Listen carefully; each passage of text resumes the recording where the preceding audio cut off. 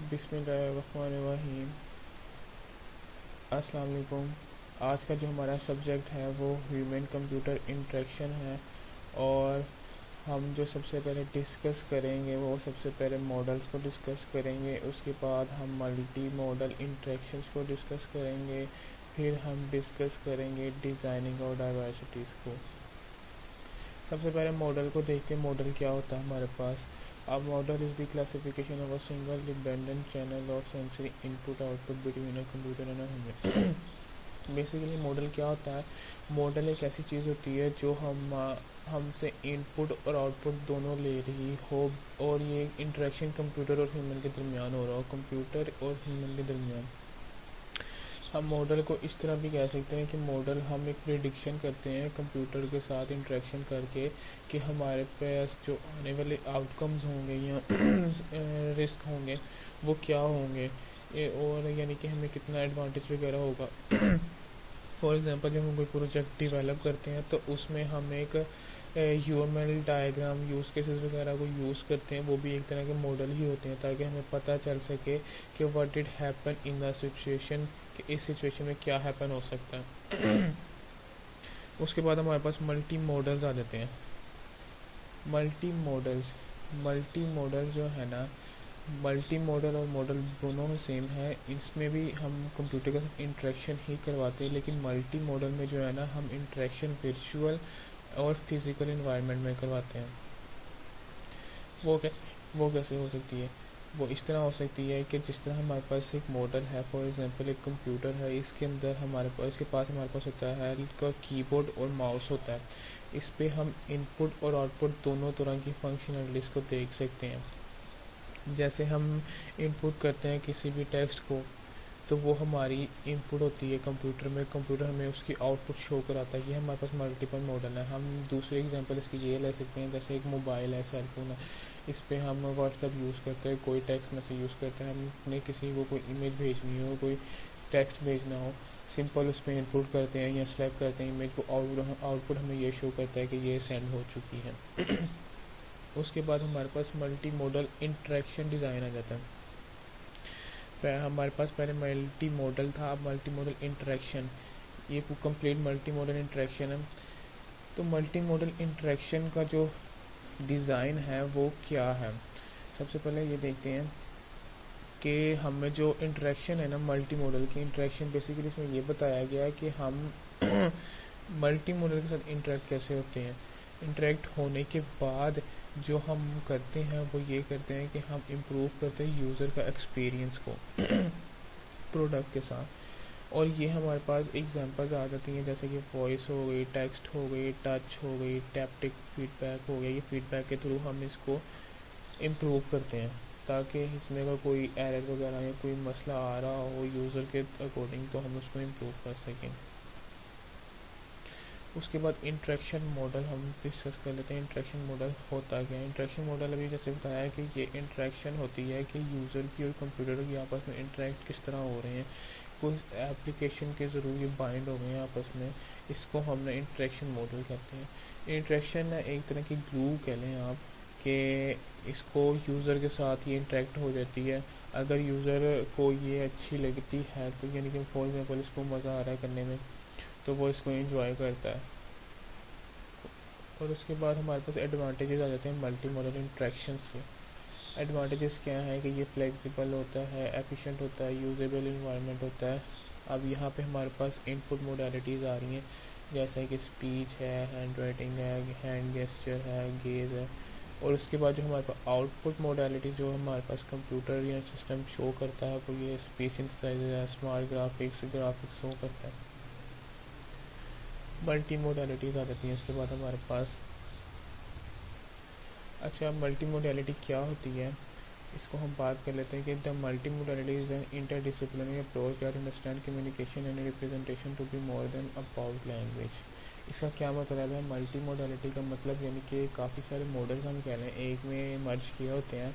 जैसे for example हम search करते हैं वेदर की फोरकास्टिंग करते हैं। जब कोई हमने जब देखना होता है कि फॉर एग्जांपल आज लाहौर का वेदर कैसा है, तो वो हमें इस तरह शो करते हैं कि एक साइड पे क्लाउड बना आ रहा होता है, एक साइड पे फ़ारेनहाइट आती है, एक साइड पे सेल्सियस आ रहा होता है, एक साइड पे टेम्परेचर वगैरह बताया होता है, और कहीं दफ़ा तो बाज़ मरतबा वो नीचे इंग्लिश में लिखा होता है कि आज इसका वेदर इतना इतना इतना। तो यानी कि वो हमें डिफरेंट लैंग्वेजेस में बता देते हैं कि जो समझने वाले हैं, फॉर एग्ज़ाम्पल कई पर्सन उसको वेदर देख के पता चल जाता है कि बादल के ऊपर बारिश आ रही है या सूरज बना हुआ तो आज वेदर इस तरह का होगा, या फ़ारेनहाइट से उनको पता चल जाता है, कोई सेल्सियस से फेमिलियर होते हैं, कई इंग्लिश पर कई समझ जाते हैं कि यार ये आज बेहतर होगा। तो ये मल्टी मोडालिटी ये होती है कि हमने डिफरेंट डिज़ाइन यानी कि डिफरेंट लैंग्वेजेस को एक में ही एडजस्ट करके यूज़र को रीडेबल या उसको पता चल सके कि यार आज उसका पैदा इस तरह का सॉफ्टवेयर बनाना होता है, एप्लीकेशन डेवलप करनी होती है। उसके बाद हमारे पास ये है इंटरेक्शन की डायग्राम। सबसे पहले जो यूज़र है वो इनपुट करता है, इनपुट किस तरह करता है, www जिस पे भी किया वो आगे इंटरेक्शन मैनेजर के साथ कनेक्ट होती है। फिर आगे जो फॉर एग्जांपल सिस्टम कोई भी सर्च किया या कोई भी वो उधर चले जाते सेशन हमारे पास रिकॉर्ड सेव हो जाता है सेशन और कुकीज़, फिर वो आउटपुट शो कर देता है यूज़र को। हमारे पास आ जाती है डिज़ाइनिंग डाइवर्सिटी। अब हम डिज़ाइनिंग डाइवर्सिटी को देख लेते हैं। डिज़ाइन डेफिनेशन ऑफ डिज़ाइनिंग, अभी हमारे पास जो है डेफिनेशन ऑफ डिज़ाइनिंग की है। डिज़ाइनिंग हमारे पास क्या होती है, हमने किसी एक ऑब्जेक्ट को कोई ऐसी शेप देनी होती है, कोई ऐसा डिज़ाइन देना होता है जिससे वो अट्रैक्टिव शो हो, it more be attractive show हो, जो यूज़र हो उसके लिए कंफर्टेबल हो। हमने जो कलर्स होते हैं वो कोई इस तरह के सिलेक्ट करने होते हैं कि यूज़र अट्रैक्ट हो, इस तरह की डिज़ाइनिंग करनी होती है, इसको हम डिज़ाइनिंग कहते हैं। अभी से फिलहाल डिज़ाइनिंग। उसके बाद जो हमारे पास है ना डेफिनेशन ऑफ डाइवर्सिटी, वो ये आ जाती है। डाइवर्सिटी हमारे पास क्या होती है, डाइवर्सिटी हमारे पास ये होती है कि हमने कोई चीज़ डेवलप की है तो उसका ये वाला शेप, ये वाला शेप, ये चार शेप हर एक से मुख्तलिफ हों। यानी कि मुख्तलिफ कहने का मतलब है कि वो यूनिक हो, ठीक है, और इंडिविजुअल डिफरेंस हो उनका हर एक से। इनको हम डाइवर्सिटी कह सकते हैं। हाँ, कोई चीज़ें सेम हो भी सकती हैं लेकिन इतनी भी सेम नहीं। फॉर एग्जांपल ये तो एग्जांपल है, किसी भी एक मॉडल में आप ले लें, लॉगिन का पेज ले लें, कॉन्टैक्ट का पेज ले लें, इसमें कई चीज़ें हम सेम रख लेते हैं लेकिन कॉन्टैक्ट की जो फंक्शनलिटीज़ हैं वो थोड़ी डिफरेंट होती हैं और लॉगिन की फंक्शनलिटीज़ थोड़ी डिफरेंट होती हैं। इसी तरह यूनिक हो लेकिन कई चीज़ें जो हैं वो सेम भी हो सकती हैं, इसको डाइवर्सिटी कहते हैं।